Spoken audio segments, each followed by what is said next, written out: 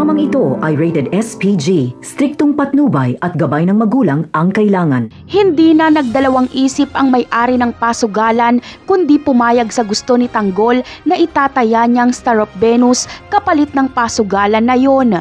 Wala kasi sa kalahati ang presyo ng pasugalan na yon sa Star of Venus. Ngunit bakit nga ba ganito na lang kalakas ang loob ni Tanggol? Paano na lang kung matalo siya? Ano kaya ang pandarayang gagawin nila?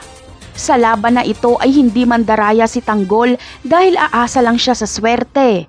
Pero may sikreto siyang hindi alam ng kanyang mga kaibigan at sila lang ni Divina ang nakakaalam. Dahil ang Star of Venus na dala nila Tanggol ay peke.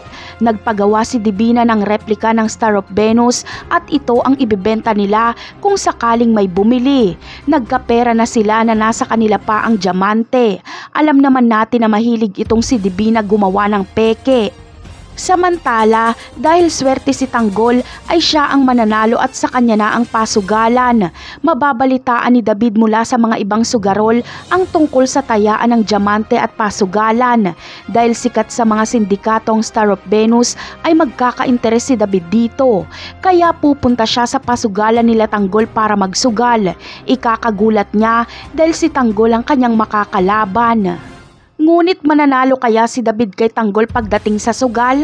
Ang sagot ay hindi at alam ito ni David na wala siyang laban kay Tanggol dahil kinalakihan na ni Tanggol ang kanilang larangan. Para ipakita ni David na lamang siya kay Tanggol ay bibili niya ang Star of Venus. Dito na mauutakan at mapeperahan ni Tanggol si David dahil peking brilyante ang ibibigay ni Tanggol kay David. Napakarami pa nating dapat abangan sa mga susunod na episode. Paalam!